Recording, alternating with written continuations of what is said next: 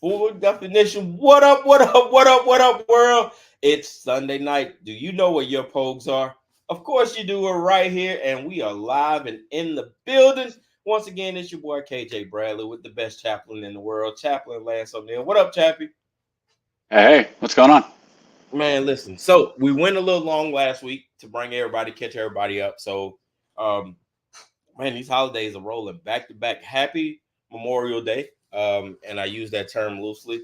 For those of you guys that don't know, Memorial Day it's a celebration, but it's also a somber day for us in the veteran and military community.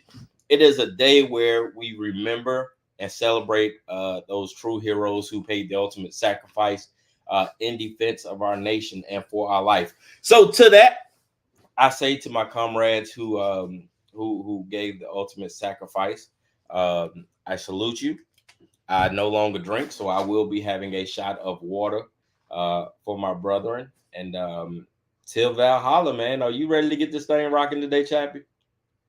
Yeah, I saw just real quick. I saw a really interesting post about something like that. They said a lot of people look at Memorial Day as just a reason to get together and have a barbecue and beers. And that's fine because all of his buddies who were in the military who died would have wanted to have barbecue and beers together. So while you're having that barbecue and while you're having that drink, and I don't drink either, but or family or whatever, just take a minute and remember those who made it possible for you to have that barbecue and that drink and that time with family. Because without them, we're probably not where we are today. We're in a very, very different place, and it's not the America we know.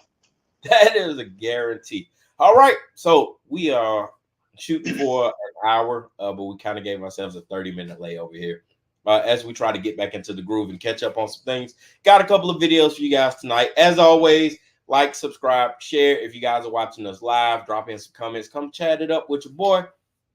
And if not, just leave a comment and we'll get back to you, man. We'll see you around the socials. Everybody's there. Chappie, here we go. First video. Let's rock. These last 2 weeks have been historic for financial innovation in Congress. Adoption of SAB 121, the resolution by both chambers, and bipartisan passage of the Financial Innovation and Technology for the 21st Century Act just yesterday shows that digital asset policy is no longer a back burner issue in Congress. It is now front and center, and we are just getting started.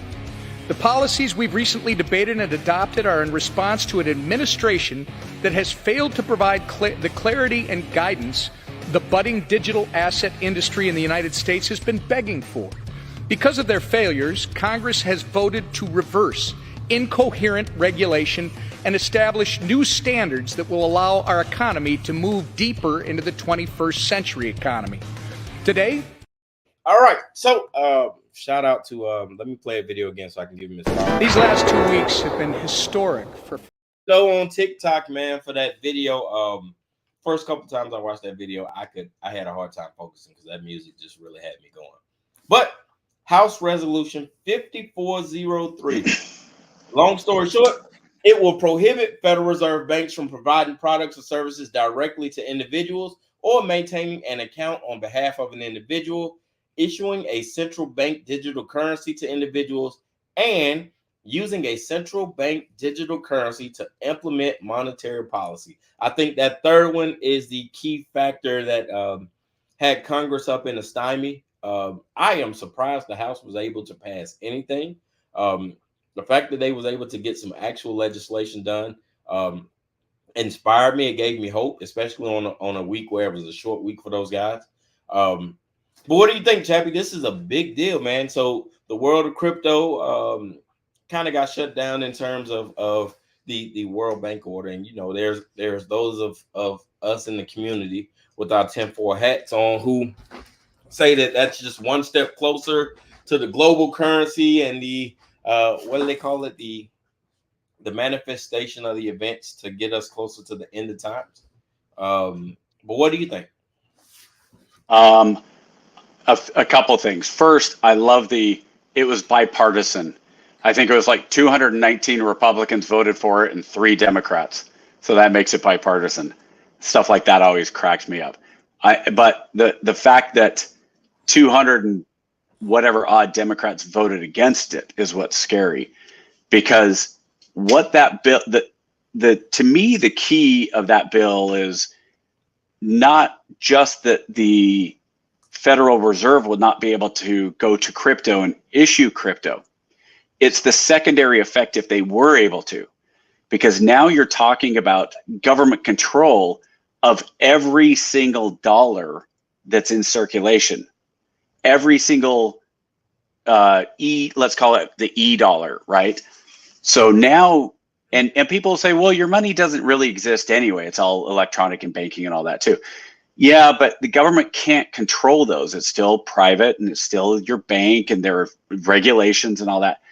And what could happen with an e-security, with an e-money, is basically at some point, whoever's in power, and this is why it's important for Republicans and Democrats, because Republicans might have the House right now and Democrats the White House, but things change. But what it means is, if that had passed, the Federal Reserve or the federal government at one point could say, well, we don't like what KJ Bradley is saying on his podcast, so we need to freeze his funds. And with the push of a button, you would have no money, no access, nothing.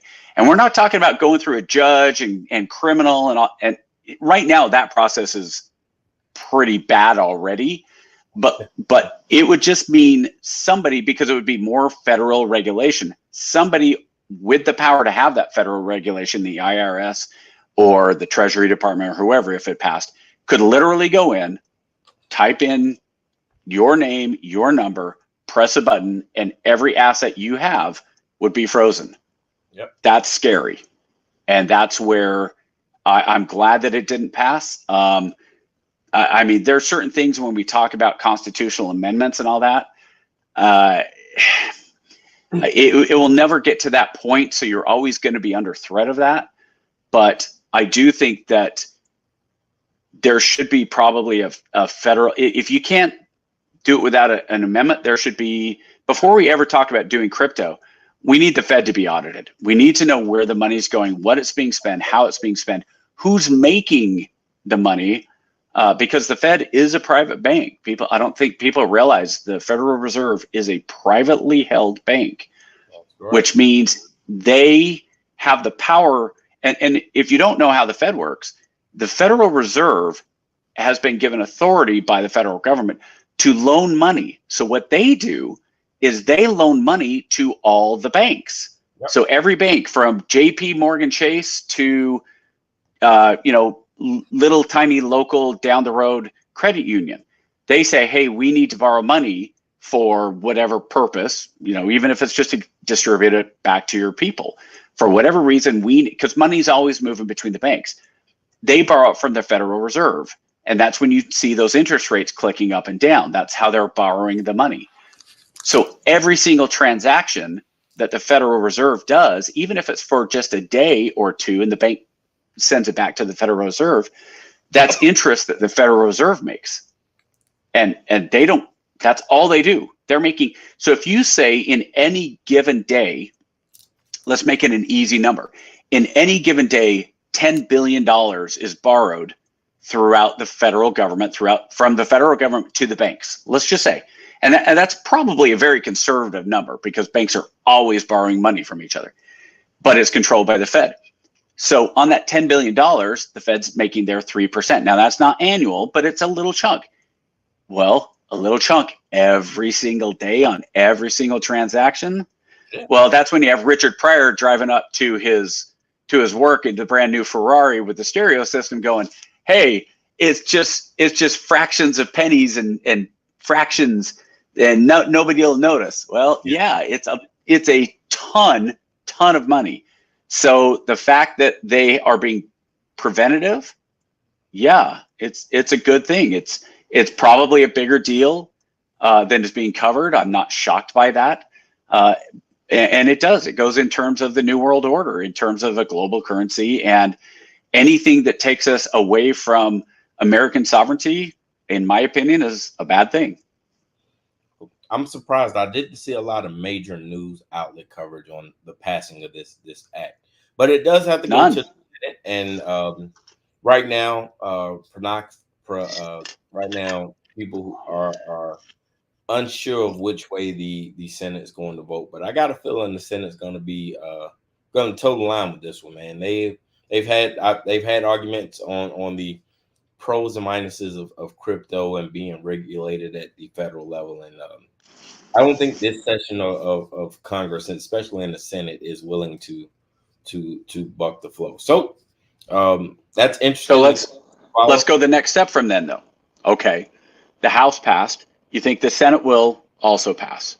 Yeah. Does Biden sign it?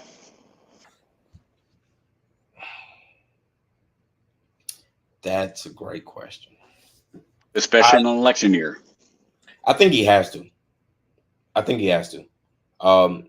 Because there's not a lot of legislation that's going to come by. I don't know if you noticed or not. He's really grabbing at straws right now. He just released another 7 trillion or 7 billion for student aid. And that's one of the things I hate with POTUSes like this, or when a POTUS has a 4-year reign and they try to save everything for the last year and just shove it in, you run out of time. And we've all had our varying opinions on how bad this POTUS reign has gone.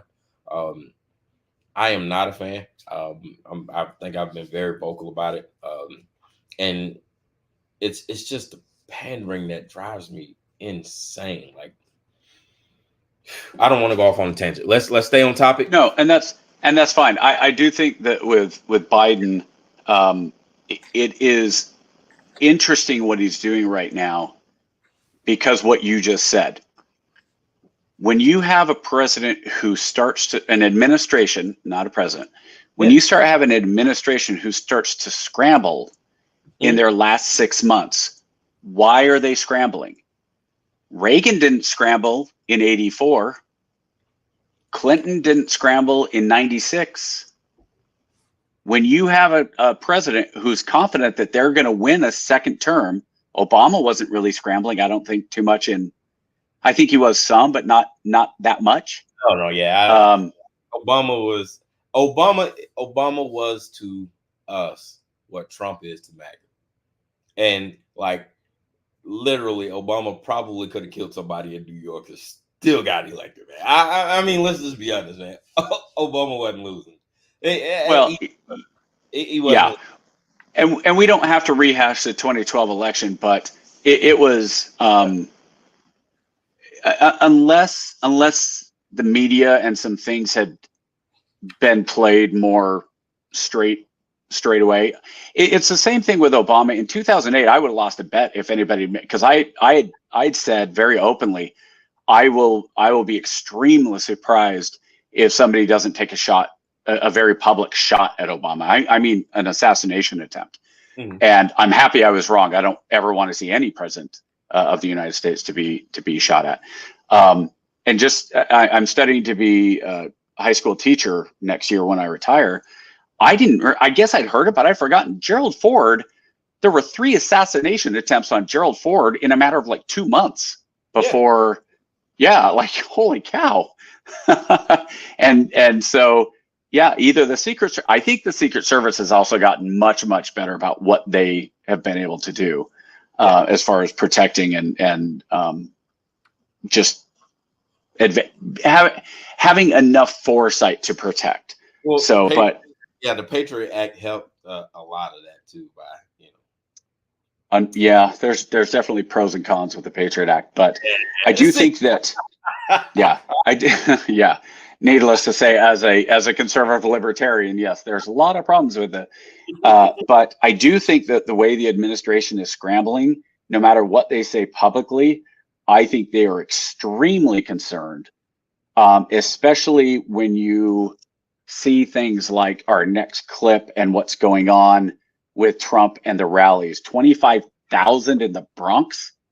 That scared. You read the accounts of the Times and some of those, they were like, how did they 25,000? About a 30-second clip of some attendees, and then I got like a 7-minute clip. We're not gonna play all of it, just the meat of it, but it's poignant to hear the word of the street. And I think It'll bring back a point, and I'll get back to it. So let's get everybody's struggling. People are getting desperate too. That brings the crime up. When you get poverty and you get a bunch of people that come here that get actually more benefits than the people that been here, then what?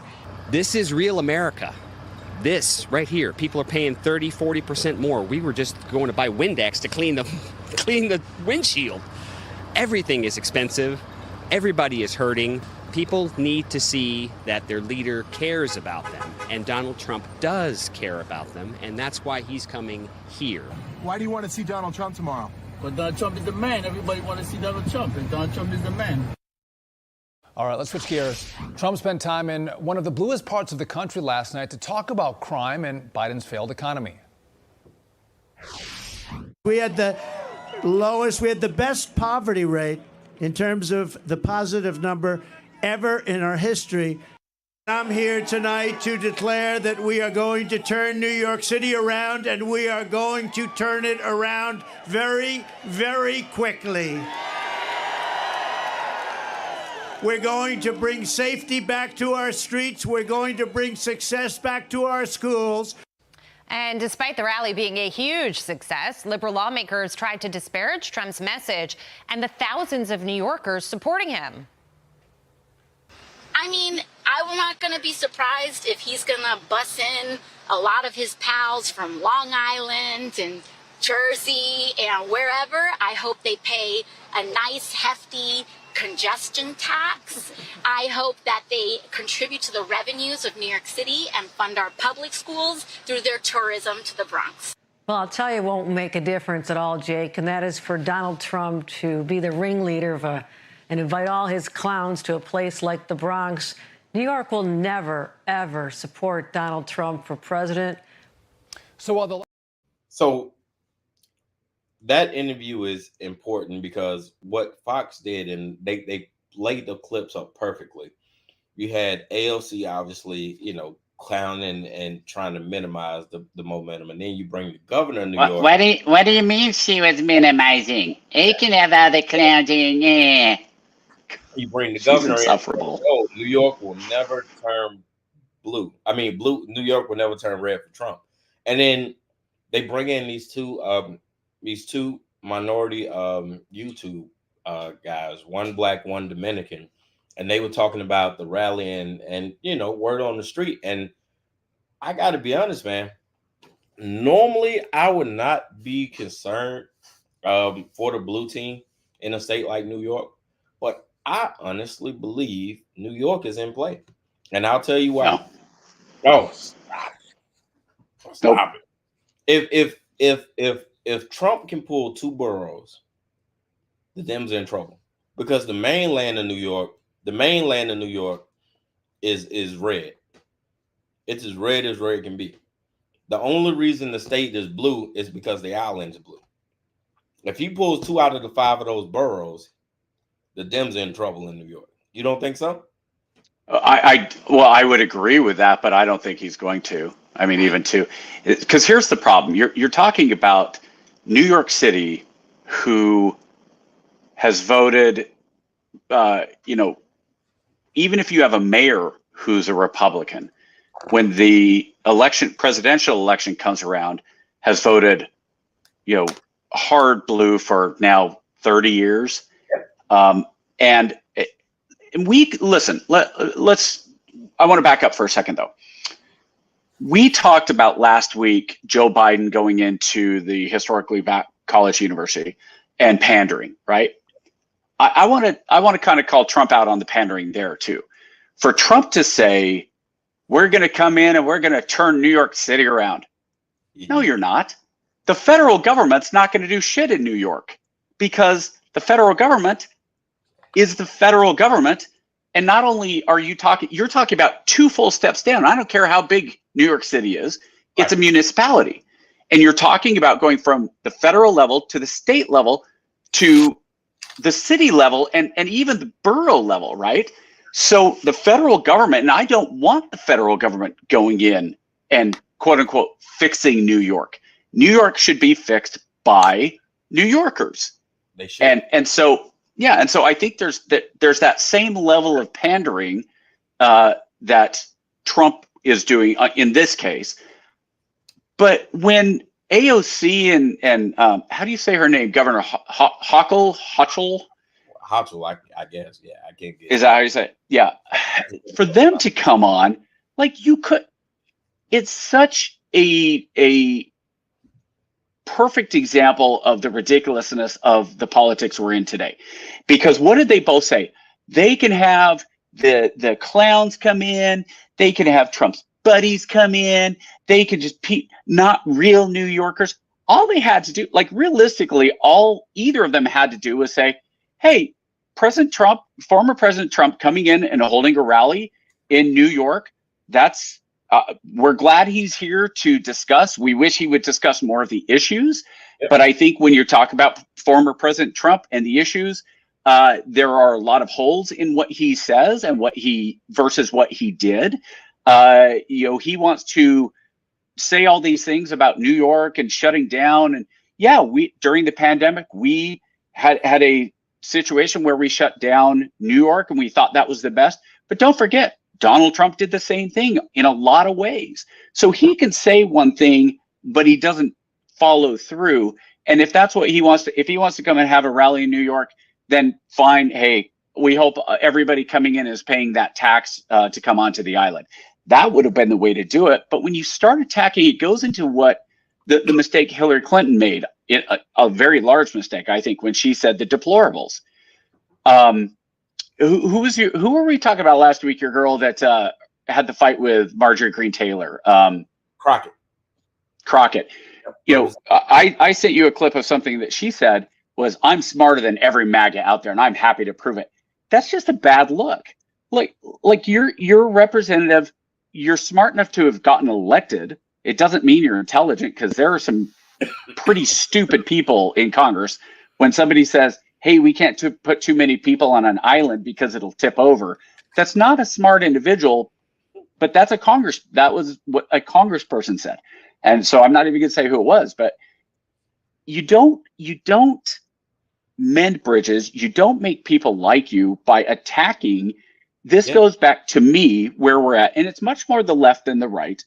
It happens on both sides, especially the extremes. But I have found that those people who are Democrats will say, if you're a Republican talking to a Democrat, you'll say, look, I think you're wrong. I don't agree with you. I think your logic is off. I think you're misinformed.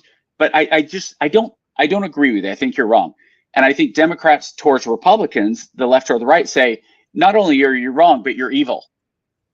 And you're evil, and I don't even want to engage with you, because how dare you, as an evil person, have any rights or ability to even talk? And that's kind of how both of those come off to me. Traditionally, this new era of Republicans they are the evil twin of the evil liberal. They are mirror images of each other. They're literally spy versus spy. But I will tell you, to that point, here's some of the things that Trump, I think, has an in on that Biden is, where Biden is losing momentum. I think Trump would actually gain momentum for him to pander. New York made the mistake of taking those busloads of immigrants, right? And the first thing they did is they put them in impoverished communities, right? Who were already struggling, who were already looking for the government to help, who were already hurting. And they said, hey, screw you, my tax-paying constituents, you'll be fine. But these unpaid, undocumented illegals, we're going to give them $30,000. We're going to get them on their feet. We're going to get them $3,000, allowance to get on their feet. And then you have all your tax-paying constituents like, yo, bro, hello, you know what I'm saying? So so what I heard, especially watching that first clip, other guys complaining about, about prices. And then I hear Trump saying, hey, I'm going to get back and we're going to get this thing turned around and we're going to get it fixed. In my mind, the first thing I'm thinking, like, cool, hey, first thing we're going to do is what's going to stop giving my hard-earned money to undocumented immigrants, right? I'm all about helping, but you got to help those who help you first before you go help somebody else. So in that sense, Trump is speaking to the listening ear that's saying, hey man, you know, we all about helping everybody and giving everybody a fair shake, but don't take the little bit that I have. You know, if you're gonna give it to somebody, shit, give it back to me. You know, help me. We'll figure the rest of them out later, but help me. And New York didn't do a good job at that. And I think that's gonna hurt them in the long run. And that's why I said, man, you can't give with guys like Trump, you can't give them too much momentum, man, because once that ball starts rolling, brother, they become a steamroller. Yeah. Well, and it's not just minorities either. It's not just the minorities in New York. It's not just the Black and Latinos in New York. It's not just New York. It's also Chicago.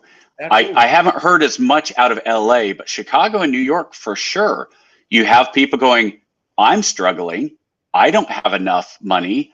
I don't know what I'm going to be doing. I'm living paycheck to paycheck. How come you're putting these people up in hotel rooms? Yeah. How come you're kicking my kids? This was a huge one. How come you're having my kids go to school remotely while you put these immigrants into the schools? Yeah, which is crazy. Yeah. And so when Trump comes in and he says, well, the first thing I'm going to do is I'm going to shut off the border. Okay. Yeah. I mean, that's the first step. Yeah. And the other thing, I think you're going to see this in the debates when it comes up, is you're going to see, and this is a line that I think is a winning line. I just thought of this, but Trump should say this. Trump should say, you should have built the wall for $5 billion because instead now we have 7 million. Something like that. Your $5 billion would have stopped 7 million. And 7 million illegal immigrants during the Biden administration. Yeah, that's more. 5 billion anyway on housing and transportation. At least 5 billion anyway. So that's where, and see, that's what I'm saying. You can't, like the Biden administration, they do a poor job of the little things that they have done well, right? And then you have a guy like Trump saying, well, look, hey man, yeah, I know you said it was a bad idea, but 4 years later, hey man, you know, $5 billion for a wall, as opposed to, look at the numbers. Oh, you just spent $12 billion in all your major cities housing all the immigrants. I wonder what we could have done with that extra $7 billion. You get what I'm saying? And now, as a Democrat, you're forced to sit back and backpedal like, oh shoot, he got me. The issue is not as prevalent in California, but it's the similar kickback because of the whole housing issue, right? They gave what, 12 billion, I think it was, over 4 years, to tackle the homeless pandemic out there or epidemic, and they can't find any of the money, and homelessness is tripled. $20 billion unaccounted for in California for the homeless problem. So 20 billion. I did the math. I was it with you? I did the math. I did the math. I sat down with somebody when I read this. You could buy, and it was, we kind of projected, okay, let's say you go buy federal land. And so, yeah, not big houses, but let's say the average house that you built with that $20 billion, let's say a $400,000 house on a small piece of land, you know, 1/10 of an acre outside of Stockton or, you know, wherever. And the number was something like 25,000 houses. It was ridiculous.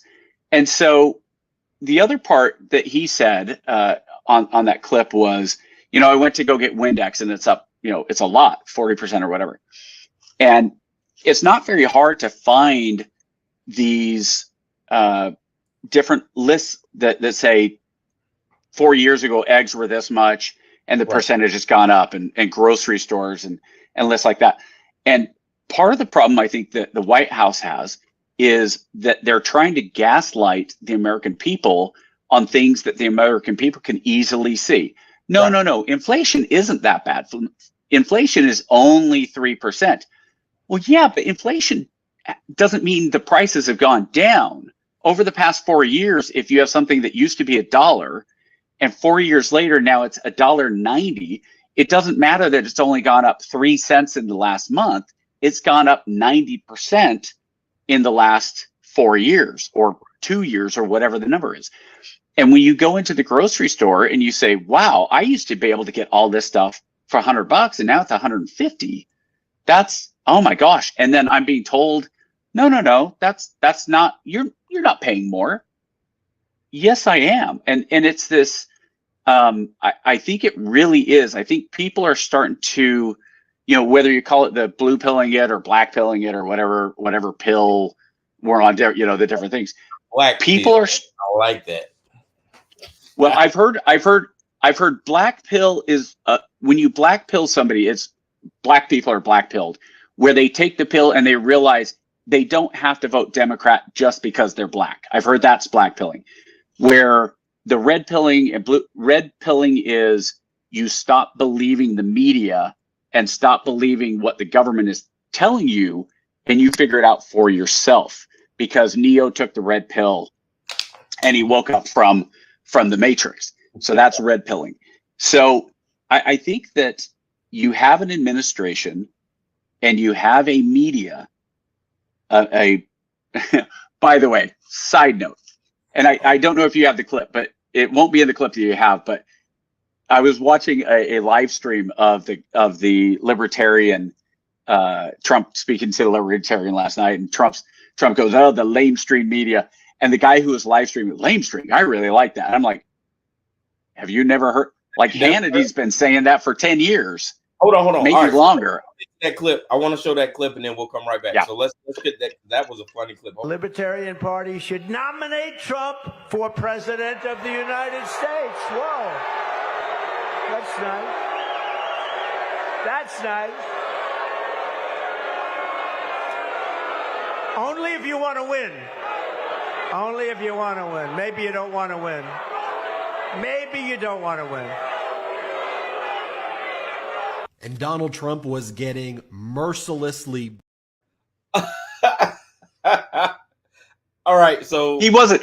So that guy who was about to come on, I don't know what clip that was, but I've seen lots of articles. I've seen him on the Washington Post. I subscribe to the New York Times. I saw Reuters today. Trump got booed off the stage and he was harassed and blah, blah, blah. It's like, for certain things, yeah. But it was fun to watch. It was so much, because what he said, I think that was the second time he said, vote for me, make me your, but only if you want to win. And if you don't want to win, that's fine. Go get your 3% that won't matter. And they're booing him. He was playing off the crowd. And that's why Biden doesn't want any crowd in the debate next month. But to watch that, if you didn't have the opportunity to watch Trump in the Libertarian Party nomination, go watch it. Even if you don't like Trump, go watch it for the entertainment value. It's great. And I've seen people go, why was Trump there? He's a Republican. They invite every time, from what I understand, they invite the Republican and the Democrat. You'll notice, I mean, I think Trump's the only one who's done it, but could you imagine Biden getting in that crowd? No. No. I would donate, and this is I've never donated. I would donate $5 to Biden. Right now, I got it. $5 if he were to go to the Libertarian. Can't do it now, but you know what I mean? Yeah, it would be. Don't want those. That would be absolutely must-see TV for Biden to be in the Libertarian. Because I think Trump would go. I think Trump would go to the Green Party. Absolutely. I think Trump could be invited to the Democratic National Convention, and he'd go. But see that sparks. So, and I hate, because it feels like I'm taking up for this guy. And then, people can run these clips back and they can make a montage of me, and they'll be like, "Yo, this guy's the biggest Trump supporter in the world." When realistically, I'm not. I'm just calling it like I said. The guy is perfect in this political circus space. I mean, he took that libertarian crowd and he had them eating out the palm of his hand, man. It was almost like pro wrestling, right? When you cut a promo and you're the heel and you're just the booze, like, give me more. And like, he had those guys eating out the palm of his hand, and he was basking in it and loving every minute, to the point where people initially, even if they went in there to hate him, they came back and was like, you know what? That dude's an asshole, but damn, he is entertaining, man. That was fun. Yeah. He's Bobby Heenan. I didn't realize it just now. He's Bobby Heenan. And he's brilliant in his role, man. And I think that's the danger and the lure of him. The guy is charismatic as hell when he's on.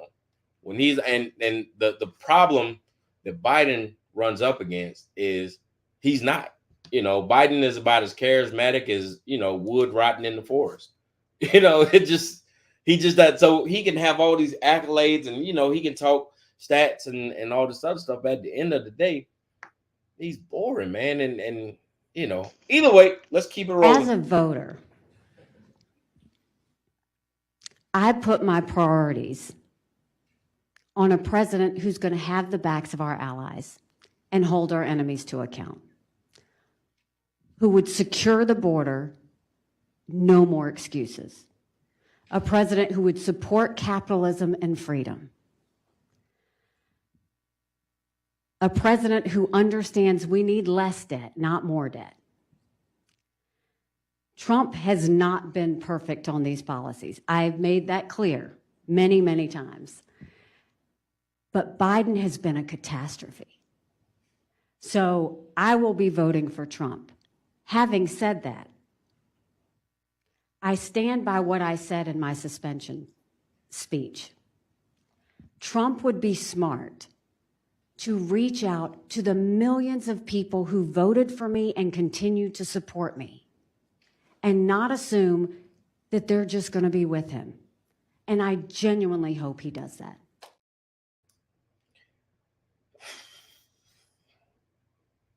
I had so much hope. It goes back to Trump's been doing this for 8 years now. I mean, didn't he say, was it Ted Cruz's dad was the Zodiac killer? Yeah, no, he said Cruz's dad was with the Kennedy assassination. Oh, is that what it was? Okay. So, I mean, Trump says stuff that is just so ridiculous. But then, and he personally attacked, he's gone after DeSantis, he's gone after Cruz, he's gone after Romney, and these guys turn around and support him. Well, it should tell you something. They understand that, like you just said, it's a show. Trump is the show. And he's a good show. But regardless of the attack, personal attack, political attack, because like realistically, Nikki Haley, for me, I really liked Nikki Haley going into the primaries. She lost it for me when after Vivek attacked her, well, not even attacked her, he did the gotcha question of name 3 provinces in the Ukraine.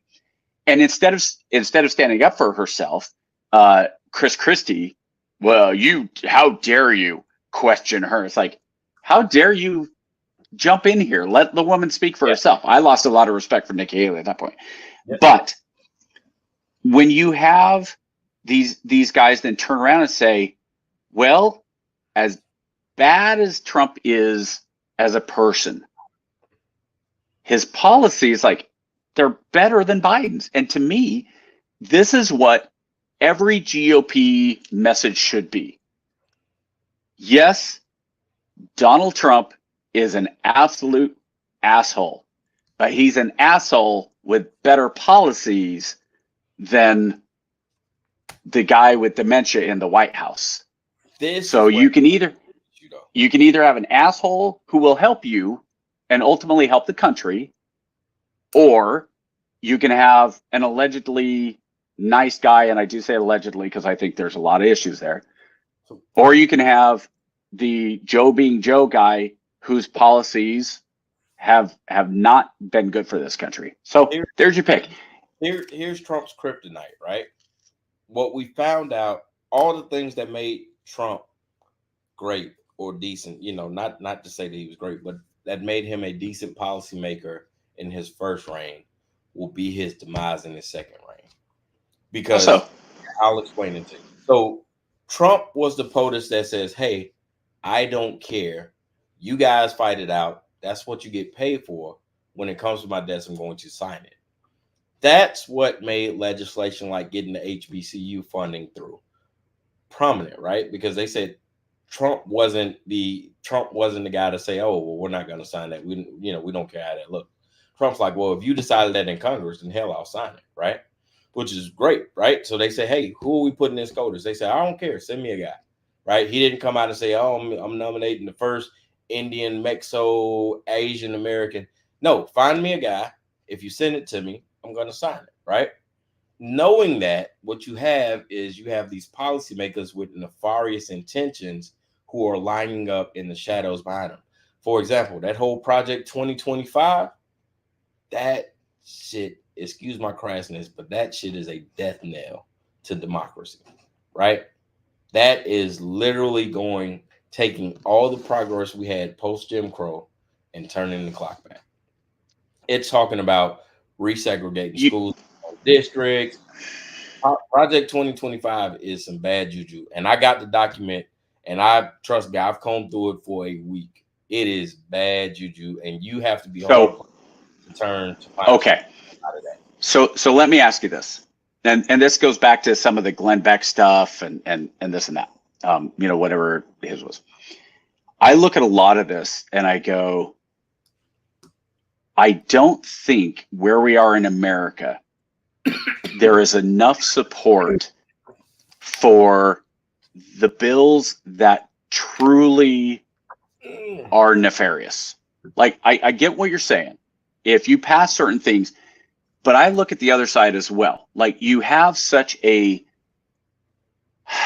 media that is not doing its job. They are not reporting. They are not giving the who, what, where, why. They're saying this is our point of view of these things. So when you have a bill like Florida's quote unquote "Don't Say Gay" bill that had nothing to do with saying gay, it had nothing to do with gay teachers, anything, gay students. It was basically saying, look, it's not appropriate for teachers to discuss sexuality with underage children. That's just not okay. But it got turned into this "Don't Say Gay" thing. Right. And so I look at that Florida writ large and say, okay, so if you have a bill that is passed in Congress that says only girls can compete in girls' sports, which, by the way, was supposed to be Title IX, and Trump says, yeah, cool. You're going to have a lot of people who turn around and twist that and say, that is anti-trans. It is going to lead to violence to trans. It's going to kill trans people. It's allowing that.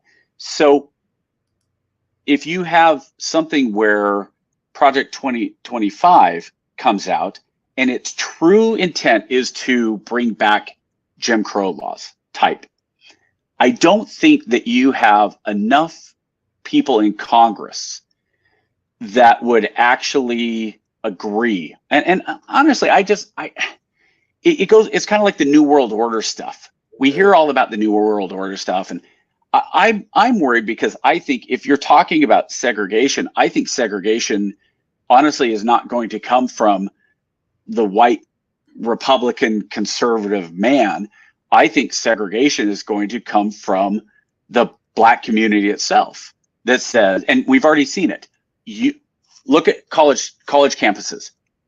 We want, you have university after university that says, we are going to have a black student union where only people of color can go. Whites cannot. And I understand the reason behind it. Don't get me wrong. I understand why that they want, hey, this is our space. We want to have safe space. But then if you were to have a white group or,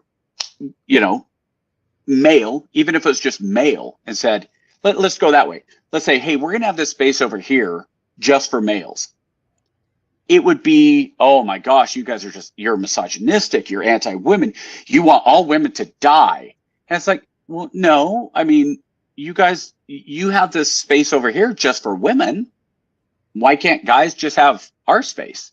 And so you have this really weird false argument that goes along in our society today, because if you want to, KJ, if you want to get an investor, you want to get Bob, you call it Bob Johnson, and say, hey, Bob, I want $1 billion because I want to build some land. I want to build a neighborhood north of Atlanta, right on the border. And I want to build, 10,000 units, and I want it to be Black centric. I want Blacks to feel comfortable there. I want Blacks to be able to have shops there. I want to have the Black dollar stay in the Black community. I want to rebuild Tulsa from the early 1900s. I want to have a Black Wall Street. And he did that fine. And I'm fine with that. Where I'm not fine with it is when it's not Black centric, but it's Black exclusive. No whites are allowed. No Asians are allowed. Because if you come in and you say, well, all right, so by that token, I'm going to call up, Bill Gates, bad example, but I'm going to call the Koch brothers. And I'm going to say, hey, Koch brothers, I need $1 billion because I want to build a place up in Idaho that is basically a white neighborhood that only whites are allowed there. And we're not going to allow any people of color. I would think that's just as wrong. Now, and I understand the historical sides. I understand a lot of that stuff. But that's where you can't have the federal government come in and doing that. As a private citizen, if you can get the funding and you can build the neighborhood and you do everything with, and remember, discrimination law, so you can't just say, well, we're not going to sell you a house because you're white.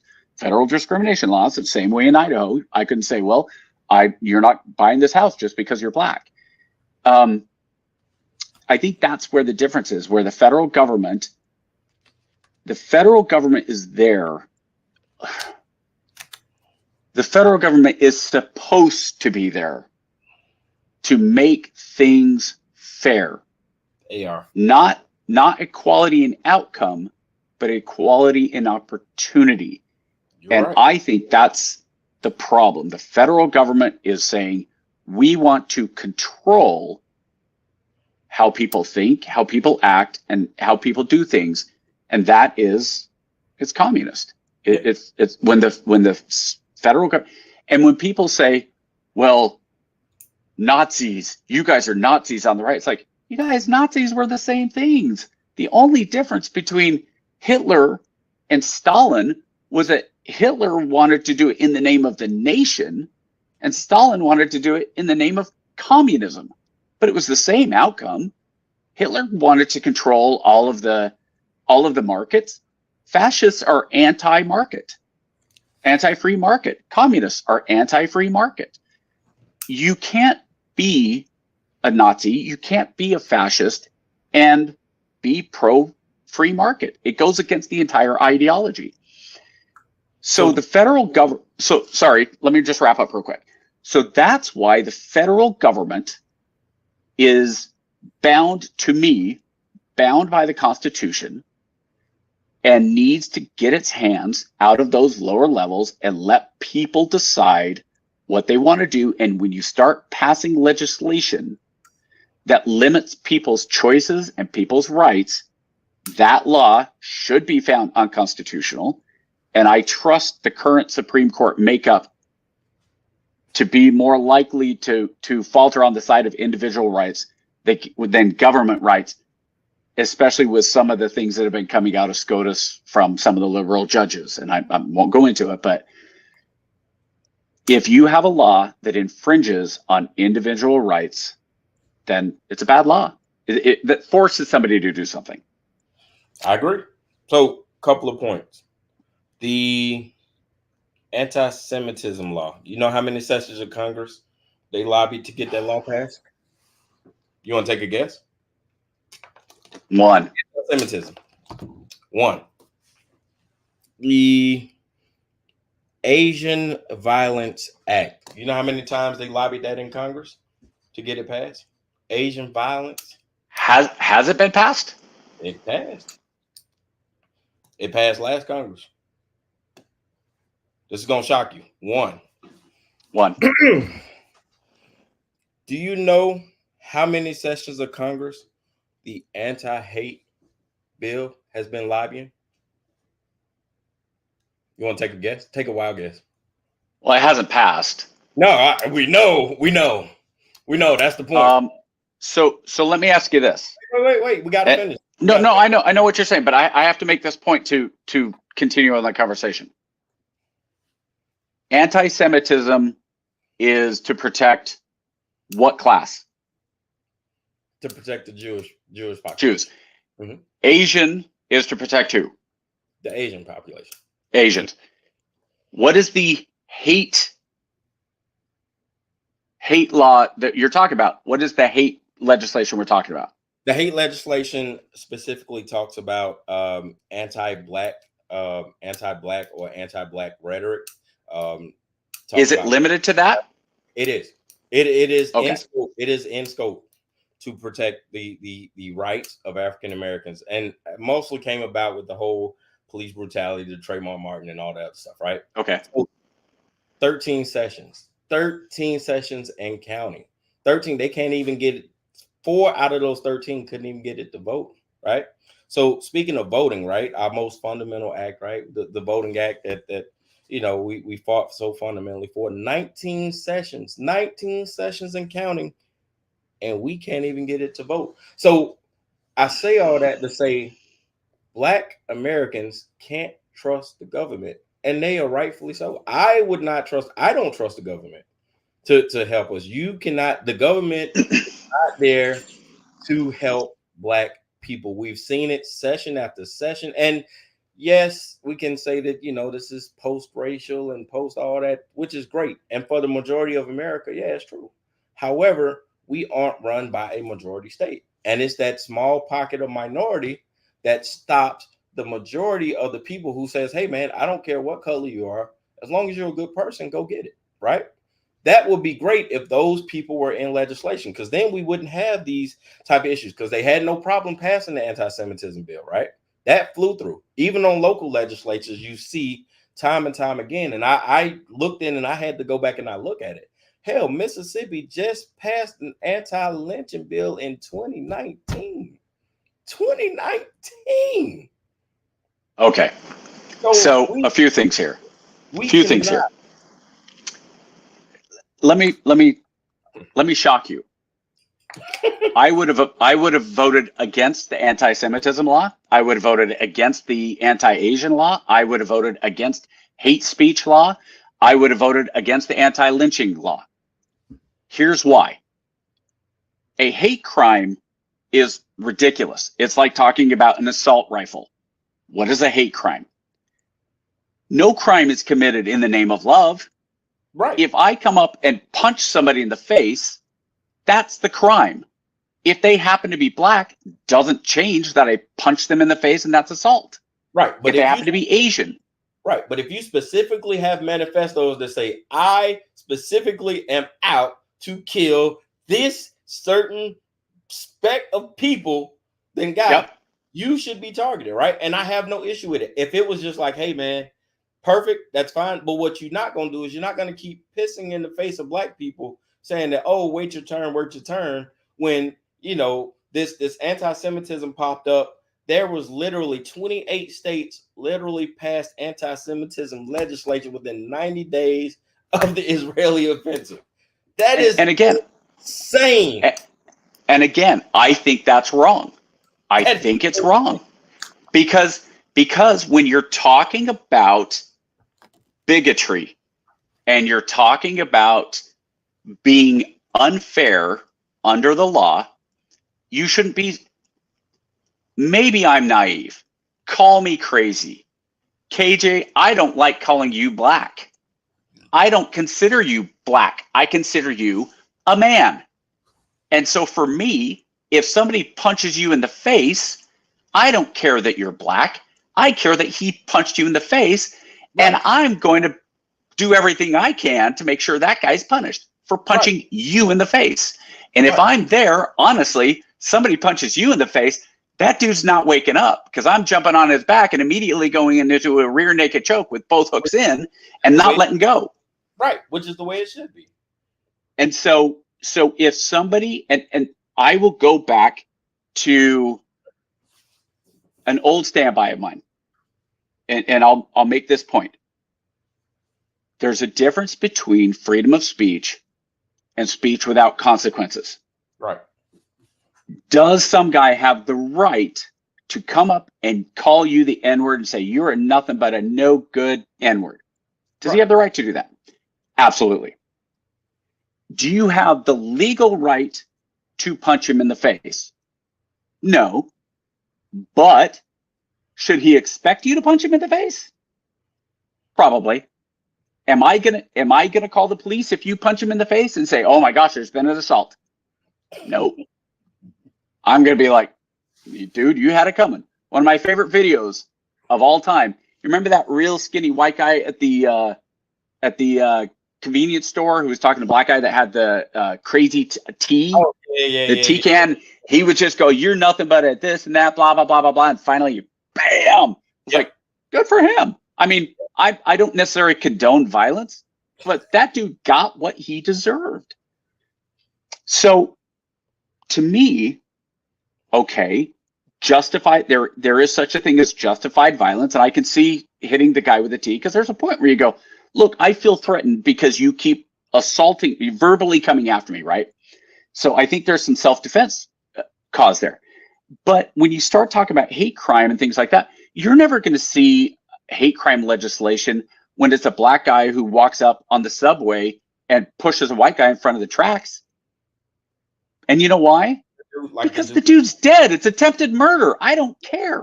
In New York, the black dude was running around punching random people in the face. Happens all the time. Steve Buscemi got hit a couple weeks ago by a black guy. Yeah, and I'm not advocating. I'm not advocating like, oh, everybody deserves a hate crime bill. Like my advocation. I know what you're saying, though. Yes, toward the point of like, hey, dude, if it's if we don't need it, why are we singling these guys out saying, oh, we have to protect these guys? Then it makes what I'm saying, it gives the perception like, oh well, again, yeah, wait your turn. Wait your turn, Black America. Wait your turn. And I can understand the frustration of the black community on that. I think it's, and like I said, while I say it's wrong, but again, at that where it shouldn't be for anybody. It shouldn't be. It just right. It should. Yeah, not. And so it is. I agree. It's a bad look. We have to. It is a bad look in Congress. Yeah, you say things like, and then the words that they use is like, oh well, for far too long, these people have been downtrodden and abused and patronized, and then you got scores of black people sitting there like, what's the difference? You know what I mean? It's just not a good look overall. Either way, we got to finish. I agree. It's a very bad look. Let's finish this out. Let's go. We are switching gears. Israel must immediately halt its military offense and any other action in the Rafah governorate which may inflict on the Palestinian group in Gaza conditions of life that could bring about its physical destruction in whole or in part. So, first, last week you had warrants put out for the presidents of Israel and president of Hamas. And then now you have the ICJ. That was in Germany, right? Wasn't that in Germany? Yep. And then now you have the IGA coming out, which is the International Court of Justice. They come out and they say, hey, you have to do an immediate ceasefire. And if you're not, you're going to be in big trouble. And Israel just basically looked at him and said, well, you know what? You have no jurisdiction over me. That's the right response. That's the right response. If you're so here's again where the International Court of Justice is ridiculous. Did you make that charge against Putin and against Zelensky? Mm-hmm. Did you make that charge against whoever's leading the massacres in Somalia and Rwanda and wherever else? The 2 million killed in, I think it was it wasn't Rwanda. It was one of the Sub-Saharan. It might have been South Sudan recently. Had like 2 million die. It's again, just to repeat from last week. It's an organization that is there to justify its own existence. Okay. You know what? I hold, personally, I hold Zelensky in peril of anti-war meaning number 3 that I just wrote down. And if he's ever in my house, I'm going to stick him in the closet, because under the O'Neill court, it's illegal for him to to launder money from American arms manufacturers. It's stupid. It's ridiculous. It's a show. And Israel is giving it the appropriate amount of response, which is the middle finger. Yeah. Go ahead. And here's the other part of that. Let's say, just for argument's sake, that the leader of Hamas, who I don't even know who it is, and Prime Minister Netanyahu both showed up at the court. Do you believe that they would both be found guilty, or would only one of them be found guilty? I have my thoughts. I'm interested. So they are not an official entity of the UN. However, they're nothing. In the past, they've worked closely or in conjunction with the UN. So they're I guess the announcement, if you want to call it that, was to put pressure on the UN, which is the official sanctioning body, to press charges against Israel. I don't think they realize or understand that the UN is basically the United States, and then just like, people that we just kind of let hang out. We let hang out so that we can use their stuff in case something pops off. So yeah, it's I appreciate the effort. The guys in South Africa and everything, thinking that they have a voice and understanding. But yeah, this is one of those sad realizations where your vote, everybody's vote isn't an equal vote. Like you get to vote, which is great, right? But yeah, your vote isn't equal in this thing, and it doesn't matter how many of y'all come together and vote. You're still not going to outweigh the vote of the United States, Great Britain, and France. And it's just so. A friend of mine posted a picture of Celtic Soccer Club in Ireland, where the stands, and they were all holding up their Palestinian soccer scarves, and the ICJ has about as much authority as those Celtic fans, which is zero. Yeah, and personally, I think it was embarrassing. I think Ireland has become a bastion of anti-Semitism. And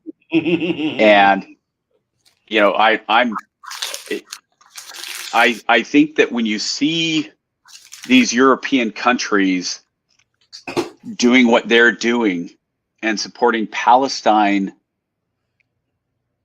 in a way that you can't separate Palestine from Hamas, because the Palestinian government is Hamas, and it's Hamas's charter that says Israel needs to be destroyed, and we will do everything to destroy Israel.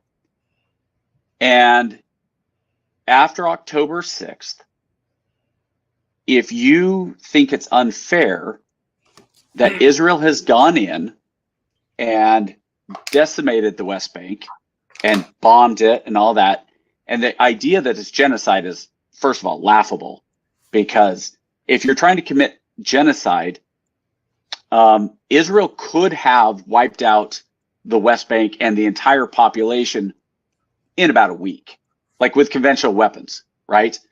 But what have they done? They've gone in, they've said, get out of these areas. And you can argue, well, the population doesn't have anywhere to go, bad secondary, effects of war and all that stuff. And I'll agree with you. It's tough because of the civilian devastation. But that said, my guess is if they had done a poll of the Palestinian people, let's say they voted, did a secret vote of the 4 million or whatever the number is, I think it's around 4 million Palestinians in the West Bank. And they said, all right, we're going to vote, and we want to know, should we do a secret attack on Israel. And what we'll do is we'll send commandos in, and we'll send hang gliders, and we'll go in and we'll kill every Jew that we can find. We'll kill them at the bus stops.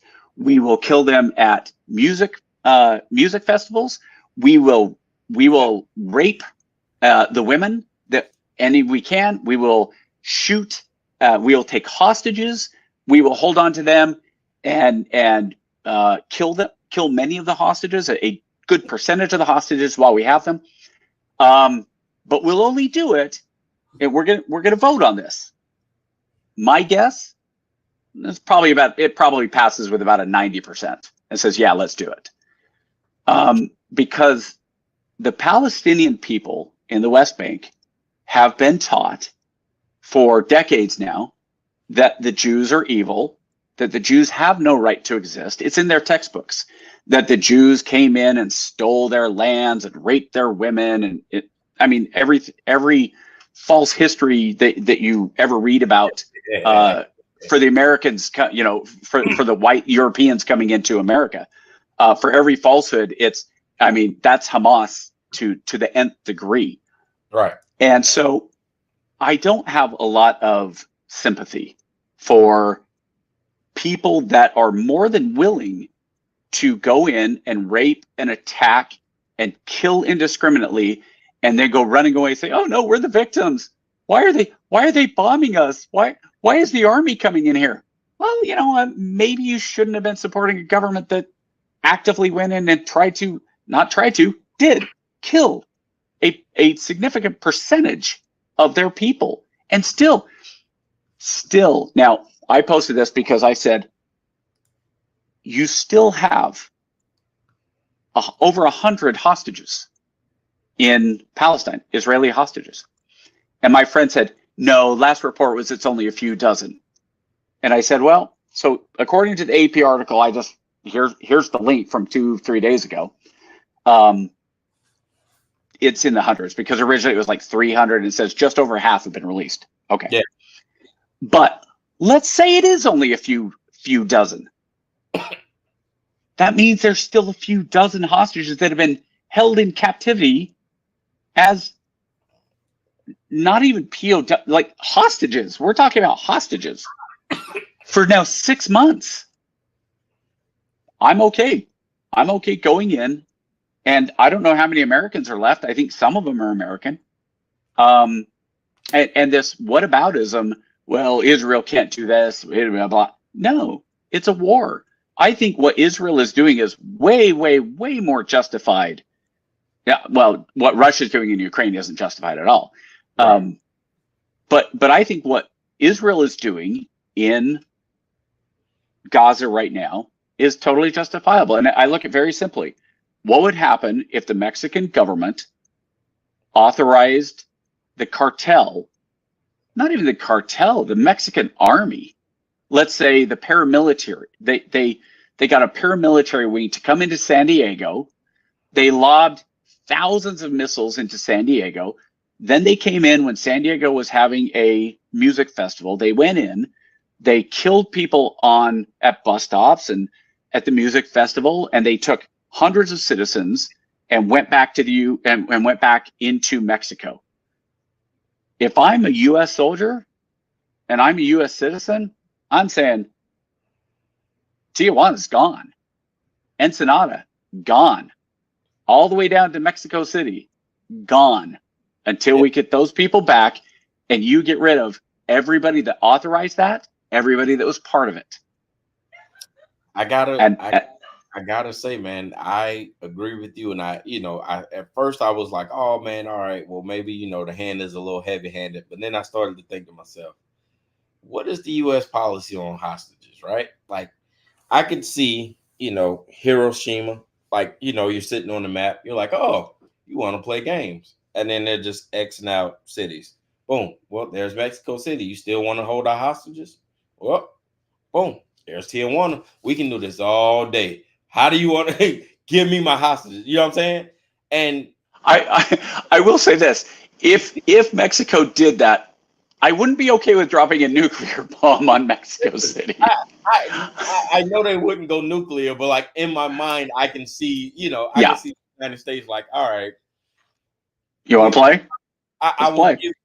I'll give you 24 hours. We can do this the hard way, we can do this the easy way. But I'm going to X every city in your country until you give us our hostages back. So in that mindset, I understand, you know, it's like watching your kid do something that you taught them how to do, and then you're like, I can't tell them to stop now, man. Like, because if that was me, it'd be a whole hell of a lot worse. So and I think the point that you're making also is this: is if Mexico were to do that to U.S. citizens, what would the U.S. do? You don't bomb. They're not going to bomb Mexico City. You're going to destroy the Mexican government, the equivalent of their Congress building. Absolutely. It would be utter devastation, because it's like, hey, dude, we tried to get you to play nice. You told us basically, you know, screw you. Yeah. Oh, and you know, and then it's like, yeah, it's weird, man. You're as the United States, you're in a precarious position because you're sitting back like, yeah, I'm so proud of him because he's doing it. He's handling it exactly how we would handle it to the T. Those are literally our field manuals. So I'm not mad, but it's like, you know, it's like you try to coach your kid, right? Hey, man, you sure you want to? You sure you need to be that heavy? All right, well, hey, man, you know, we tried, and in that regard, you know, if as long as there is hope that there is one Israeli hostage being detained in Hamas, they should not stop until they get all their citizens back, because the United States would not stop. And it's just what it is. It's like, hey, man, as long as you want to continue to hold out the will to keep our hostages, we're going to do it. And if the people really cared as much as they say they care, they would tell you to give up the hostages, because we're not stopping. And that's all you have to say about that. Are you out? Am I out? I'm out on this. You can still hear me though, right? Yeah, no, I hear you just fine. I don't know. I think there's something that happened last week too. I think that, when you talk about what's going on in Palestine, when you kick the hornet's nest, you get stung. And I saw a Michael Ramirez cartoon a while ago, and it said something like, well, why is Israel doing this? Just because we killed some people and raped some people? And the response was by the other Palestinian was, I think it's because we raped some people and took some killed some people. Meaning, this isn't the first time. Right. Hamas does this, the bombings and all those things. And that same friend of mine, she's like, well, Israel's holding prisoners too. I was like, really? Well, can you show me some articles and that? And she did. And it was like, okay, but you're talking about the one you just sent me, this kid who's being held by Israel. You do realize he stabbed an Israeli soldier, right? They didn't just go in and snatch him up. He's not a hostage. Like, if you attack the soldier, then they're gonna capture you. Like, can you imagine people saying, "Oh, well, how dare you hold people down at Abu Ghraib? Let those people go. Let them go back to their tribes." You'd be like, "Are you out of your freaking mind? They were building IEDs to kill us. Are you?" It's bananas.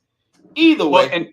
And what's really funny about that is, remember so I served in Guantanamo. I was a guard in Guantanamo for almost a year. And so when they released 5 top guys from Guantanamo in exchange for Bergdahl, that was a hard pill to swallow, because Bergdahl walked away from his post. He said, I don't agree with what America is doing. F these guys. And he left. And so the Taliban went and said, hey, look, free hostage.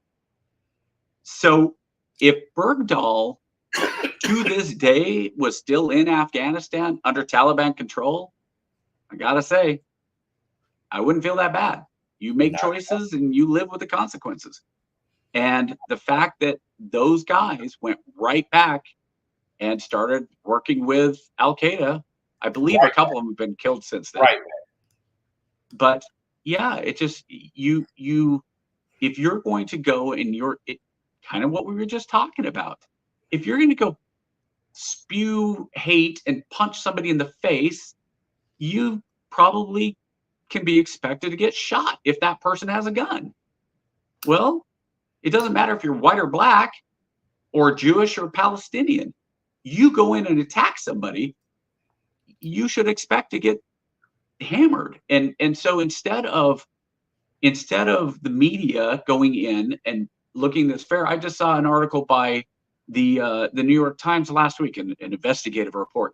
And it was going against these. It was saying these ultra conservative Jews who haven't been held accountable, and they've been going in and just going into these areas that they weren't supposed to go in, and they haven't been held accountable. It's like, this is not the same thing. You're talking about disputed tribal lands, right? And the Israeli government has said, look, we gave this land back to Palestine, so stay out of it. And these individuals are going, well, I don't agree with my government, so I'm going to go take my chances. I'm going to the frontier. Okay, and do you really expect the Israeli government to go in and shut these guys down? No. But if they get shot, that's on them. You think the Israeli government's going to be like, oh, no, you shot one of these frontier guys that was illegally where he wasn't supposed to be. We're not going to start a war over that. But in the meantime, you have these Palestinians who use that as justification, and they'll push out and they'll go into areas they're not supposed to be.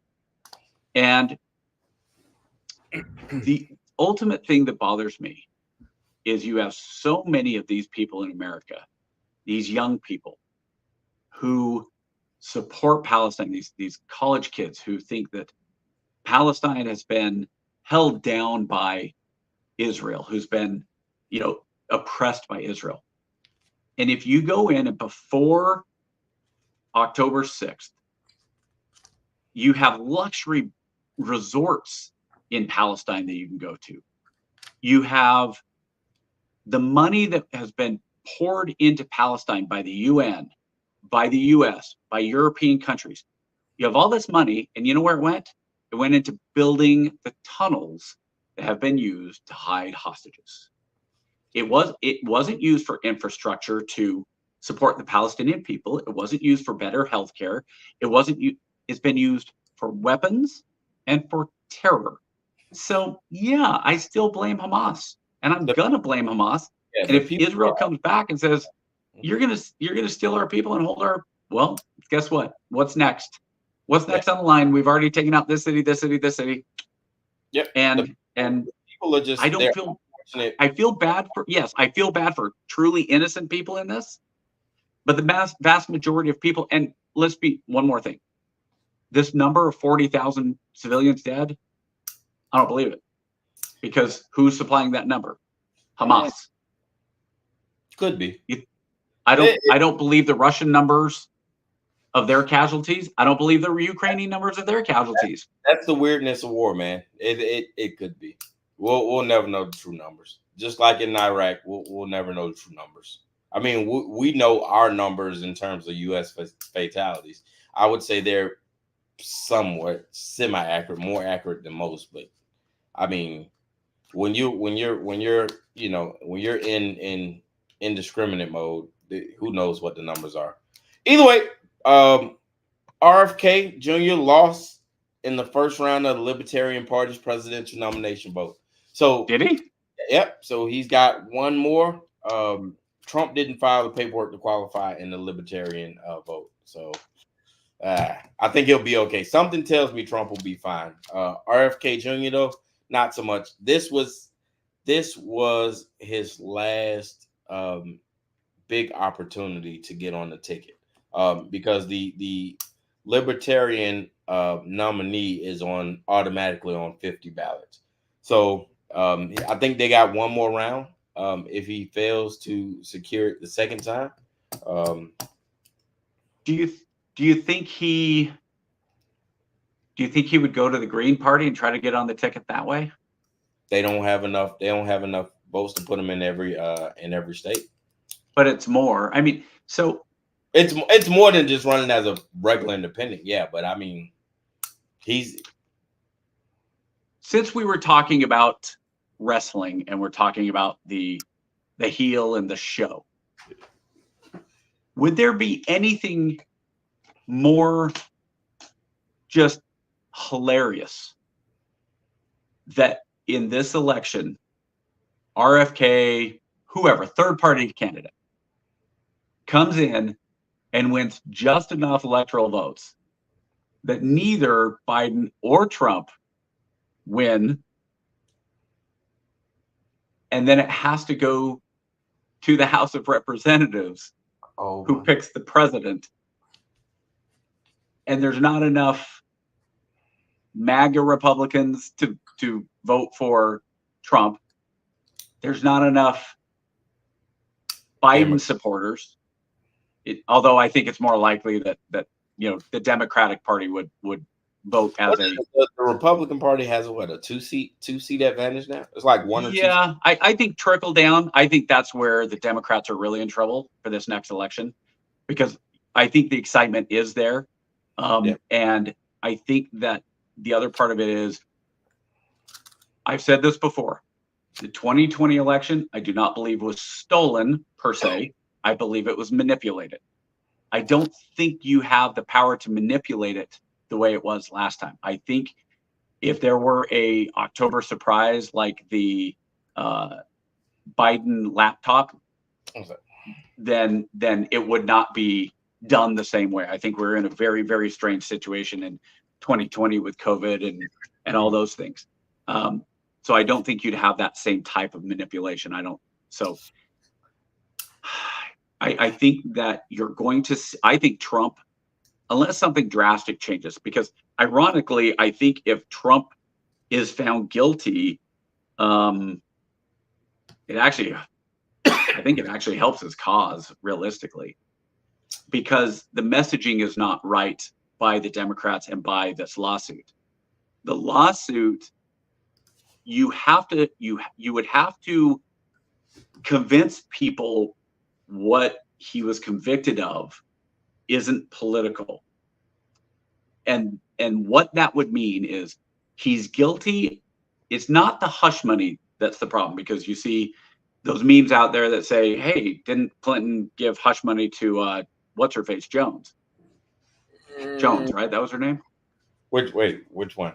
Wait, Clinton Clinton did multiple hush monies. Let's just say that, right? Okay. I don't think Trump's in trouble. What's her name? Anyway, but the hush money is not the problem. The problem is if you took company money and used that as hush funds. Well, that's what they're saying. They use the campaign funds to pay. Right. Pay. And if they can't prove it, then the whole case falls apart. Right. So if you're able to prove that and make the case that was the problem, because I think even if it's campaign funds, I think people are going to go, well, that was a campaign expense. Like, that's how you'll justify it. That's how people would justify it. But I think if you were to say they took business funds and he took funds from his private business and manipulated those records, that's different, because I think people really do say, hey, well, wait a minute, that's not okay to do to a business. I don't think they're going to find him guilty, because Michael Cohen is a horrible witness. Even a recording of Trump saying, do what you got to do. He's just such a bad witness that I don't think it's going to matter. And if the excitement stays the way it does, and you have President Biden campaigning the way he does, which is basically not campaigning or very controlled events, I think not only are you going to see Trump win, I think you're going to see about as big a landslide as he can. And you might even, I think he'll even win the popular vote, which to me would be a huge. If he wins the popular vote, then I will be shocked. But I do, unless the Biden administration can do something drastically different, I think Trump will pull enough votes to walk away with the election. By the way, it was 850K to Paula Jones, and it was in a settlement. Paula Jones, that's right. Yeah, that's why it wasn't considered hush money. And for my own personal taste, I believe 1956 was the last fair and free election in United States history. Every election afterwards has been infiltrated and influenced. Oh, you should go read about that 1960 election. Oh, that's what I'm saying. People talk about how dirty tricks Nixon in 68, the dirty tricks he did. Do you know why he did those dirty tricks? Because every single one of those dirty tricks was done to him in 1960. And when he was convinced by his people to run again, he said, okay, well, I am not going to let dirty tricks beat me again. So I'm going to let you guys go do the dirty tricks. And so he basically saw a post about trying to rehab Nixon. And my response was, if you ask most people about Nixon, basically all they would know is Watergate, right? If you ask most people who started the EPA, they wouldn't know that it was Nixon. If you said, and I'm talking about younger guys, not the baby boomers, but like if you said, what president reestablished relations with China, most of them wouldn't know it was Nixon. Yep. And if you said, who installed secret tape recording devices in the Oval Office, who was it? I'll bet you 90% would say Nixon. Do you know who it really was? Who? Who was that? FDR in 1940. Oh, I can believe that. Yeah. So yeah, I can believe that. Since 1940, let's see. FDR had it. Truman had it. Eisenhower had it. Both years. Kennedy had it. Johnson had it. 5 different presidents all had the secret recording. And people say, oh, well, Nixon, he's the only one who used it for the wrong thing. He went and he manipulated it. Nixon was such a technical. Well, remember there was that 19-minute gap in the tape. Oh, yeah. And people say that Nixon did that. Nixon was such a technophobe that when he got in the office and they tried to show him how to use the intercom, he couldn't do it. Yeah. He said, I want a button. And then when they tried to show him the recording stuff, and they said, this is how you turn it on, this, and this, he goes, I need an off and I need an on. That's it. Fix it. So before that, you had to like do some stuff. For him, it was like click, because he didn't know any better. He was such a technophobe. And Kennedy was so bad in the White House, they literally had to stop recording. Like they said, you know what, we're just not even going to record. So there are literally weeks where Rob was like, listen, just turn them shits off. I don't even, just turn them off. So like people, Nixon get a bad rap, man. But and then they'll say, oh, well, he was racist. And I'll say, okay, it was he grew up in the 30s and 40s. Yeah, probably a little twinge in there. And but that didn't stop him from trying to do good, because he was on the he volunteered on the, I want to say either NAACP or for the civil rights something or another. So like in his early years in college, he was an advocate for civil justice. But let me tell you a story about Nixon. Go ahead. Because Nixon, there's a few things. When Martin Luther King Jr. was killed, Kennedy went down and made a big deal out of it. He was right there with Loretta King and all that stuff. Mm-hmm. And Nixon basically said, I don't want to politicize this. Right. And that was a huge mistake.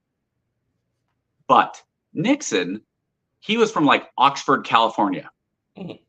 And so he was seen as this California kid, couldn't get into Harvard. And all of Kennedy's people hated him because he was this. Yep. He was low. He was middle class. Yep. He didn't go to Harvard like they did, Harvard and Yale. Yeah. But when Nixon was in college, I think he went to like Occidental in California, and he wasn't allowed into some debate club or like it was this intellectual debate club, right? And so he started his own at the college, and he got into this, and they started doing the debates and all that. And he said, I think something's missing, because we need people of color in here, because we're all just a bunch of white guys. Because this is in the 40s and 50s, and talk about Jim Crow and all that stuff. Yep. So he went to the football team, and there was a real popular kid. I think he was a running back who was black. He said, "Hey, would you come be part of this group?" And the guy's like, "Hey, that's not really my thing." He said, "Hey, man, listen, I think your voice, don't worry about the debate. We need to hear your voice. It's important." Yeah. He didn't do that. He wasn't doing that politics. He didn't need to do that. That was when he was in college. Yes, such a racist. Meanwhile, President LBJ was walking around using the N-word as a normal thing. He was unapologetic. Like LBJ. Yeah. I'm from Texas. That's just how we talk. LBJ was just all right. We are at 90 minutes, 91 minutes. So yeah, man, I think we're at a perfect stop and set. Same bat time, same bat channel for next week. It's the POGs, baby. We out.